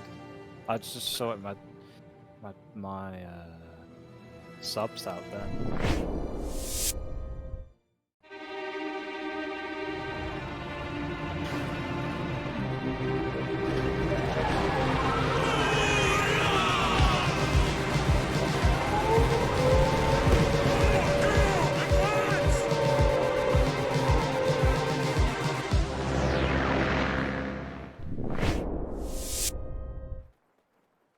Hello there, and welcome to the deciding ace game of the upper brackets of the first Master League tournament, Loveness Weimar, a double elimination extravaganza. Both players have both lives remaining, but one will not after this very game. They'll go down to the low brackets to face the winner of DevM versus Kimbo. You're looking at Loveness, the most prolific tournament winner in CoH history. He's playing United States Forces, which is what his opponent brought out against him in the World Championship Finals. Who was said opponent, Ed? Said opponent was no other than Nagano from Russia, and he is locked in the mechanized assault doctrine map that just in nearer history won so well in that game 1 of this best of 3 series. Loveness has gone for the mechanized company in contrast, and it didn't work for him in game 1. Let's see on a new map. Let's see what it does for them this time, Matt. Just like in tennis, we're asking for new maps, please. New maps, please. We've had many great custom maps utilised in this tournament so far, but we're now going back to the tried and tested map we all got sick of seeing in GCS2 and the World Championships back in the day, and the reason being is it's the most balanced map in 1v1 history, and what better arena for a mega CoH battle between the number 1 and 2 seeds in our competitive scene, as rated by the Master League TM trademark pending. Yeah, what a good battle it's going to be. Yeah, good. Reminded me of what would have been on in TV at this time with that new balls please reference, or new maps please, from the old Wimbledon would have been on now, but instead we're watching some sweaty co-gaming, esports finest, and but none two better players other than Nagano and Loveness, so this should be a doozy for everyone watching. Certainly should be, and let's hope that we're going to see. Talking of this will be a doozy. That's a fantastic block there by Loveness, stopping the MP40s for getting their profile in superiority and close quarter combat ability, but they have been able to body block 4 of the rifleman models, and the second assault grenadier is going to come into picture. But all this will mean is that Loveness, in theory, should have an advantageous position in the east. Saying that, it is only a rear echelon versus Pioneer, so I can't even claim that really. But they've stolen the green cover. They need to get a model job quickly as the Pioneers cross across the red cover, but no, they're in close now. And talking to the west, look at this. Assault Grenadier's low. The WC-51's about to get its upgrade. The Browning. Pioneers trying to hold out on the east. Meanwhile, they're down to 1 model. The rear echelon's held. And it's Nagano who gives up first and chickens out. Bit of squad chicken there on the east, whilst the WC-51 came out a lot earlier in the build this time, so hashtag adapt from Loveness for this game. And yep, he's still got his 3 rifles, but he got the WC-1 a lot earlier in the build, and he's already got 1 kill and the 50 cal upgraded. Certainly has that, and Assault Grens only have 1 kill also, and Nagano's had to go. He's going to have to go back to base after he caps this fuel because he's looking low, and these riflemen of Loveness are all looking strong so far, and I'd have to say that strategically Loveness seems to be bossing this thus far, and yeah, tactically because he's winning the small engagements as well. The big one was the rear echelons fending off the Pioneers on the east. That has just translated to so much more map control, and he was able to back cap then with the rear echelons to get the fuel going. Oof, Nagano would have really been annoyed with that one because he did have the Pioneers with MP40s up close, but when rear echelons, they're inaccurate, but when they hit harder than riflemen. And there's the KD as well, 10-4 for Loveness in this early game. You've just seen the map control as well, and yeah, it's been a good battle so far for the German in the deciding ace game when you have to make it count. Yeah, everything on the line. Very, very tentative game this will be compared to the first one. Was just an all-out wipe fest from Nagano. Just brushed Loveness aside on Nexus, but change of map, complete change of tact, and you can't really pressure the same way you can with Askrans on Crossroads. Bit longer map, so yeah, it's going to be a bit more happier for Loveness. I feel this game. We've got a lull in activity as both forces collect their units, but Loveness is traversing to the east of the map, and that's where we're going to see ourselves next. And the mobility of this WC-51 can just pendulum swing across, cover on that south fuel point. There's some pesky P-Grens. Don't go for the green cover, which is strange. Yeah, no, there they go. They must have clicked it on the tac. That was a bit of a helping engagement hand in the cap. west. Yeah. Oh, yeah, indeed, when he lost that massive game. I remember that in the World Championships as the riflemen are forced away by this MP40. The lieutenant watches on helplessly. Yep, rifleman coming along to help out the WC-51, but it's getting some good pens on the P-Grens. Nearly done half damage to that truck. Yeah, the P-Grans are probably going to cap and then run away, I assume. And they have the scout car coming, so it's going to be a hold for the scout car, it would seem. Yeah, good read there from Loveness. You're just seeing, okay, I've taken quite a bit of damage. I need to get away and fixie this, rather than sit there and chat it up. Yeah, Loveness knows there's something happening. Yeah, he's not looking at the prepared to timer. risk it. Look, 5 minutes. You got to think, where's that 2-2 now? And there it is. On the west side, Loveness, however, has his Stuart coming. So that's the meta of the game. The timing as they're getting razor edge short, showing the strength in our competitive community. If you want meta diversity, you're going to have to go find it yourself. You're going to have to go play your own commanders, your own factions, because the players are starting to work out the most efficient way to destroy one another. And this is what it's tending to look like. A lot of light tanks and light vehicles, as always, but the infantry timings that come along with them, it's all becoming really well locked down, and we need some real strategic thinkers to try and break out of these modes of play. I think one of the biggest changes by the balance team was such a fast Steward can come out now due to the cheap attacking of the lieutenant and the motor pool for USF. And it just means the 2-2 in this game got 30-second window of being out until the King Steward is out. So it's pretty painful for light vehicle play for Austria usually, but the Pack 40 and it's going to have to help out. As a Pioneer nearly drops Matt in the mid. Yeah, he does, and the Panzer Grenadiers get the same treatment. Again, the Pack 40 timing is on lock. Nagano going 2-2 Pack 40 as one would expect. 2-2 in the west pushing away the riflemen. And this delicate dance for fuel control seems to be slipping into Nagano's favour, it would seem. And a potential Master League champion to be Tomokaze in chat, mentioning about the Pathfinder's ability and being able to drop in an AT gun. So oh, the S-mines are used to their own design and destroy their masters. Feels bad, man. King Steward will surprise 6 kills on that thing already. But Tomokaze was mentioning that the airborne docks being able to fly in an AT gun. But with the King Steward and the 2-2's hunting, by the way. Yeah, the really WC-51's in peril. He has to get behind. The log pile has just gone on hold fire to save his salvo. That's next level from Nagano, but it does not work. He wanted to keep the ammunition until he really needed it. No, of course it's the target, isn't it? He's been targeted, my bad. Yeah, mark target from a Jeep, because why not? And this 2-2 is going to be in peril, especially as the rifleman just fed up. Not needed though for the snare.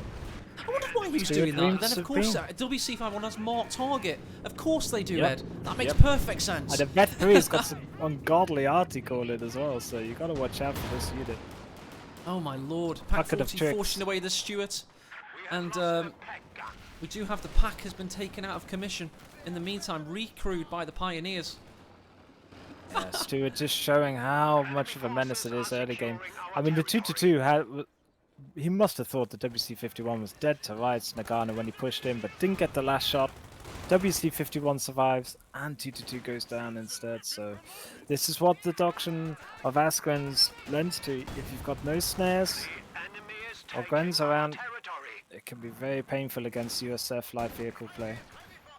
Panzer Grenadiers have actually got a trailing 34 manpower reinforcement model that isn't out yet, as that shows just what stress Nagano's under right now.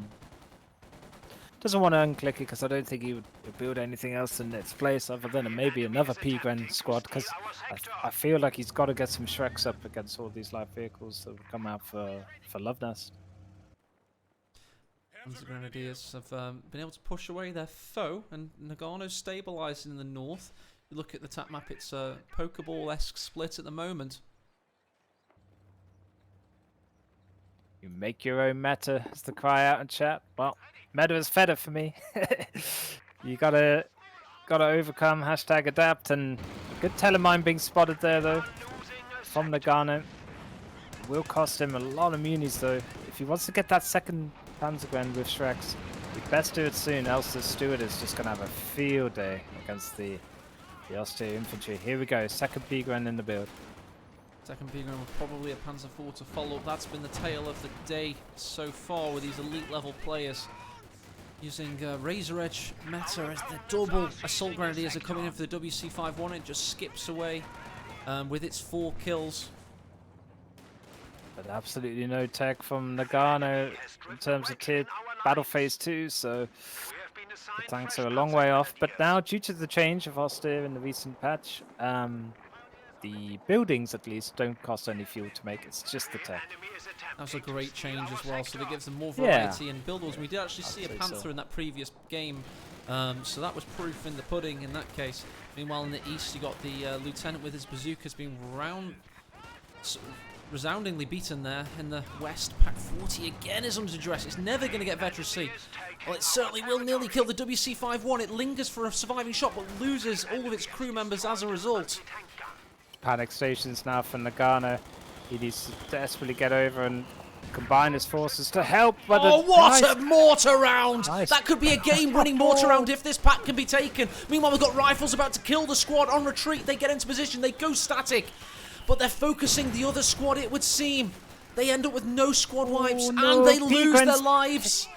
P-Grens take out the vetted rifleman and steal the BAR. What a turnaround for Loveness. He has, however, gotten the he pack. should have got the wipes on some Bundle Askins, nade. instead gets wiped himself. He didn't focus one squad. He got greedy, in my opinion. He should have just focused the one man. However, no, look at that. Was that a mine detonates there? Bundle nade from the old P-Grens. Was it? I thought they faked it and then threw it again, maybe. Yeah, they threw it again. Fair enough, good bundle nade. Yep. I thought they threw it rebuilt earlier. After being destroyed, or sorry, stolen. So there's 2 AT guns going for Loveness now. This is horrendous stuff for Nagano. Can you confirm, did Nagano fake the bundle nade then throw it properly? Because it certainly looked like he was queuing it up. So maybe he's done that. Yeah, that's interesting. Yeah, on the he saved it for the right moment. Yeah, on the retreat path. Really well timed them. But a BAR on the P-Gren, beautiful stuff as well. Yeah. I'd like to see the Shreks up for Nagano. I don't know if he's locked it on the retreating squad or not. Yep. But he may have just built a telemine instead. Oh, nice shot from the Stuart Pioneers trying to cap some fuel. Meanwhile, in the north, the King WC-51 with his 5 kills and Veteracy 2 is grouping up with the Vet 2 Rifleman to keep fuel and this victory point neutral. Yeah, almost drunk on his own success from game 1. Nagano just believed this doctrine would rickroll Loveness again in 10 minutes, but has not been the case. He got a very, I don't know if it was luck or judgment, wipe onto Loveness's rifleman, but other than that, it's been all blue in this showing in game 3. Certainly has, and talk a little bit about Mechanized Company. The fact that it has M21 mortar half-tracks lost to most people, as you rarely see it. Just like that pack shot was lost to any target, kind of disappeared. Now it's making up for it against the Stewart. Very low health.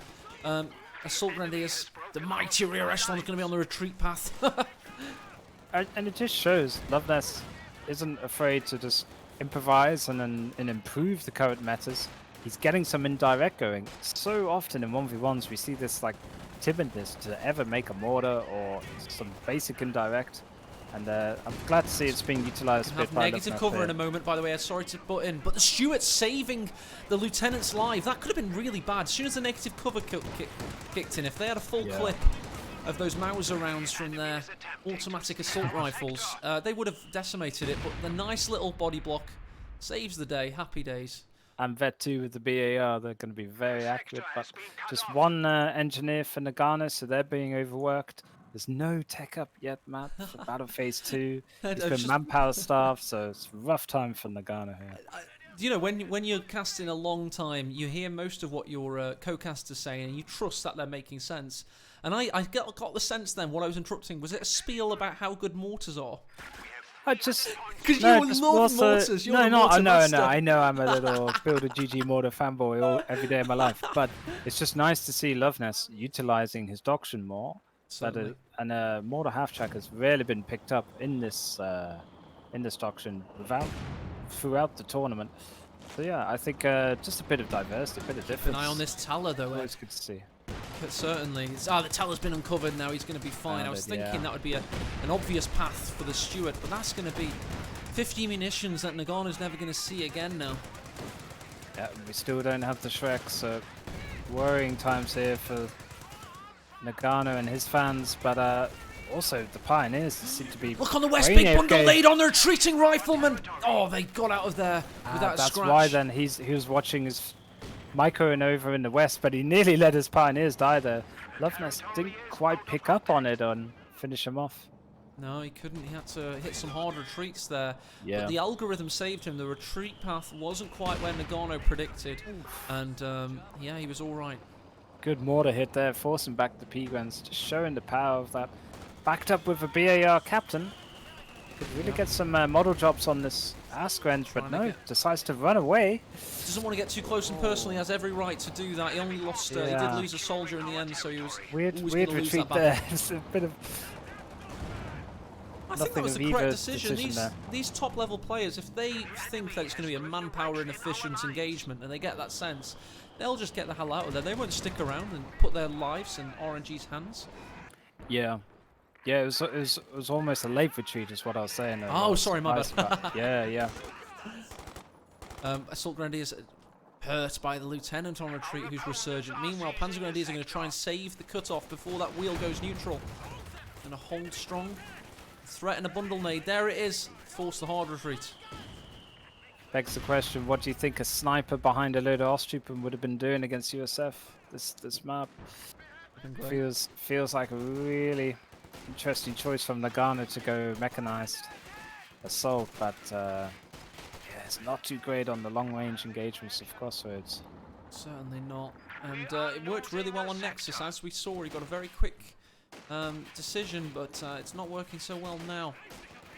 Loveness and no MG42 as well from Nagano. So. Just why has Nagano, I mean, he doesn't seem to have lost that many squads, but his manpower economy has been resoundingly beaten. Same with which the rear echelons die in the west. Meanwhile, in the east rather, meanwhile in the west, we've got Panzer Grenadiers forcing away the riflemen as the major watches on. Yep, Vet 2 for the second P-Gren squad, so he's getting good veterancy as Nagano on his infantry. Desperately needs to tech up. I mean, this could just be a Tiger stall at the moment. Certainly could be. He's getting near to it. And double pack gun. It's the good old 2v2 way, you know. 2 pack guns into a heavy stall. Look at that, 22 kill. Stewart, he does eat a pack round, but not before he deals a heavy blow to Nagano's manpower economy. Nagano, if he is going to stall for that Tiger, that's what he needs to get tier 3 up to get the cheaper reinforcement and also get an MG42, I feel. He's just being, you know, outmaneuvered constantly by these flanking squads of Loveness. Good pressure from the German player. Yeah, indeed. He's outplaying Nagano at the moment on the tactical level, and people in chat are beginning to notice the bleed. He is indeed getting bled, well said by Tuga Elite in chat. And Ed, shall we have a bet? What do you reckon the KD advantage is? Is he 50% ahead, 25% ahead, something like that, would you say? No, I'd say he's about, I don't know, 10% ahead. Let's say 10%. I'll go with high. I'll say 20, 25. Let's go see, have a look. Oh my god. 72-38. Yeah, a million percent ahead. A million%. Holy crap. I just remember the rifleman going down and quite a few holds from Nagano, but yeah, it just must be that bleed, especially with a WC-51 and a Stewart combo. We've seen no Shreks to put any pressure on them. And this, I'll say it again, this doctrine without snares I don't think it's great at tourney level play, especially on a map like this. No, I agree, Ed. So Crossroads is a different map. It's not the same strat that will work on Nexus will not work on this. It's a bit more open. And you're letting Loveness, possibly the best tourney winner in the world and in history, roll around the map with live vehicles with impunity. No risk of a snare. Talking of which, Brad Pitt, eat your heart out. He's the 76mm.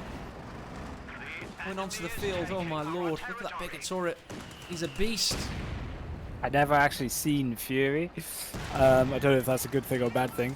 But then I looked at some of the clips of Ricky the other day on YouTube and just saw how bad it was and kind of yeah, it's got a romance subplot, but the subplot right here is Loveness is dominating in this deciding ace game. Panzergrenadiers throw a bundle nade, easily dodged. Does lose 2 infantrymen regardless. Pack 40 is being destroyed. We do have a Panzer IV in the build. The Panzergrenadiers are now in peril. Yeah, good old panic P4 could not save longer for the Tiger. Nagano in dire straits here. He's going to lose both his AT guns. And an assault grenadier possibly on the eastern side, Ed.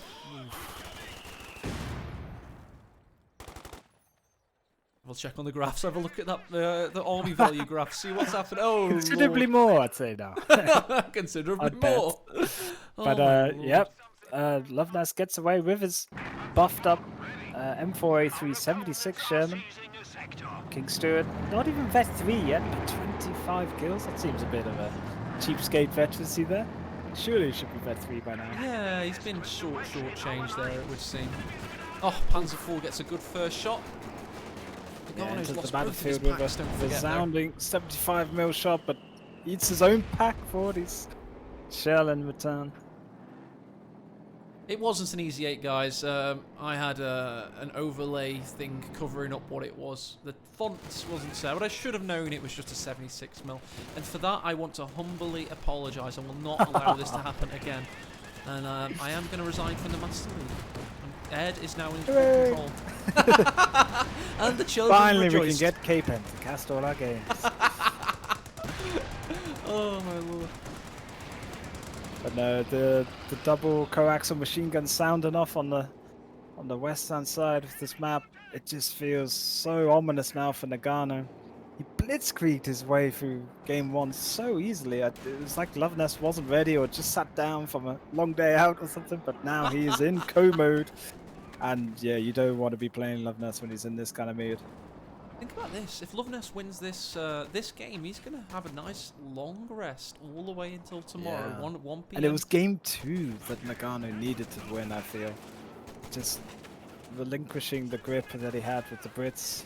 He had 100-odd VP advantage in the last game, but Loveness just built up those P4s. In the end, getting a Panther as well was too much for Nagano. If you've just joined us, Monstrous in game 2. Panzer IV Game 3 flank. looking like Loveness the master of 2-1s maybe in recent times. Seemingly, even but that 3 Panzer IV flank from game 2 is definitely the highlight of the series. That was awesome.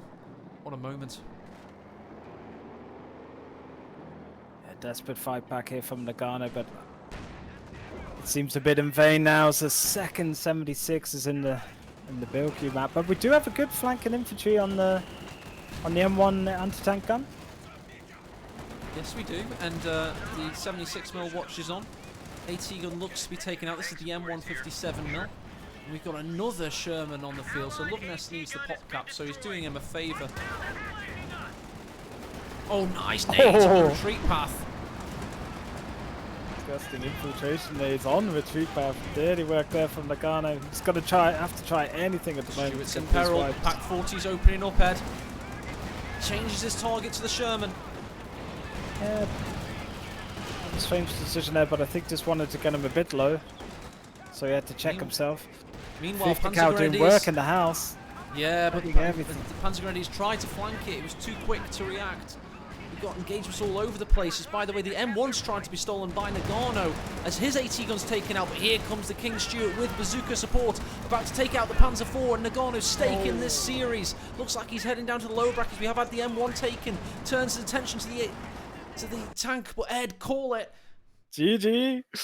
And a vet team order half track to boot. Well played, Loveness.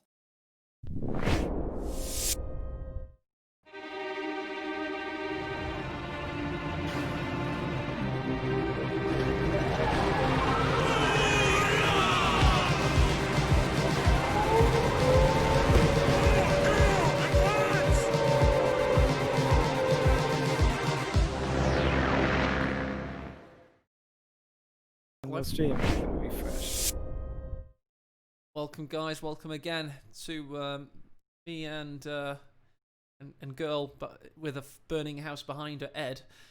What a game that was. Let's just go. I think the tail was actually the stats. It was an interesting battle, but just look at that KD. It's nearly 2-1 for Loveness. He's resoundingly outplayed his long-term opponent Nagano there, and just showed superior mastery of the tactics of gunfights, quite frankly. And and radio intercept from Berlin. It turns out Loveness let his girlfriend play game 1, and then he came in with the securing game 2 and 3 there. So, what a turnaround! I feel game 2 was the crucial linchpin. Whoever was winning that probably would get the momentum to win the third game, and it was Loveness. So, yeah, the third game he just brought it on home for the USF forces, played it perfectly. Changed up, learned from his mistakes of game 1, and changed up his build order to get that WC51 popping off early. And brilliant play. And credit to Loveness. I think he was the better player across that whole series. There was no RNGs or no crazy abandons or main gun crit mechanics to cry about due to the tournament mode we've got going on here. yes, For the CoH great pro experience. So yeah, I think credit to him. Nagano will have to come again from the lower brackets, but Loveness in a great position. More rest for today, and yeah, works out well for him. lovely rain as well on my window. I'm going to just tilt my screen for you now. Can you hear that? Hear that on the microphone? It's smashing it against the window. That's beautiful. Just have a little bit of this for a second. Sorry, mate. Beautiful UK rain. It's a thunderstorm, I think. It's what we do best. Our best export. A nice bleak and grey day in Stork. It's sunny where you are, isn't it? That's no, it's actually changed it up now. We're getting a bit of the old wind from the west, and yes, it's looking like it's going to be a bit of a storm here too. There you go. In Donegal, it's not no different as well. Edge success, so yeah, seems a bit of a UK. We had too much heat, Matt. We had to chill out a bit. We're not used to the sun, so yep. Summer inverted brackets. We've got interesting stuff coming from the DevM Kimbo series. It's going to be a while longer. Guys, you are going to be due a long break on this main stream. So what we're going to try and do is figure out when the match should be starting. But the best indication of that will be Tightropes' eyes and ears on the match. He's currently casting DevM versus Kimbo. And after that match is finished, there'll be a half an hour break. So basically, after DevM Kimbo finishes, it will be 25 minutes after that you will see the lower bracket final. And I'm putting the welfare of the players at a higher standpoint than keeping as many of you guys in chat as possible, because I don't want to see a tournament, penultimate final where one of the players is more tired than the other. I don't think that's fair. So we're going to have a half an hour break after DevM Kimbo finishes. And it's because the stream is 5 minute delayed, because you have to play with a 5 minute delay. It'll be 25 minutes after that finishes on Twitch, on Tightropes' channel.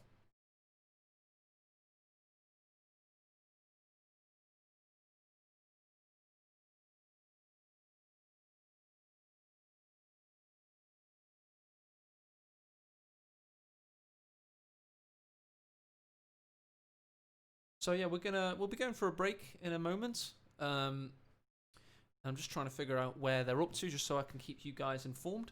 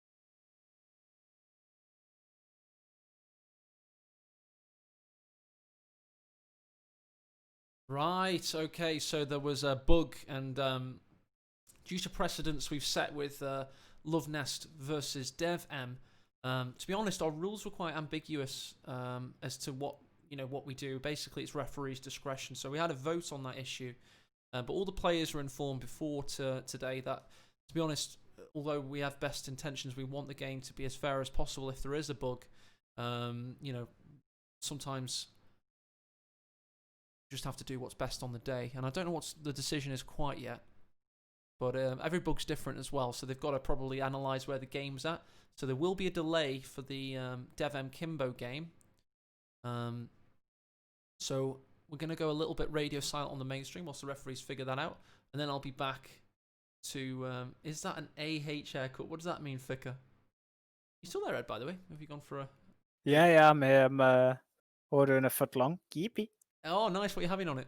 Subway. I've gone for the chicken tikka with a load of mixed salad and veg and stuff in there. Just something fast and quick before the next series. So, yeah, a game of diet, Dave.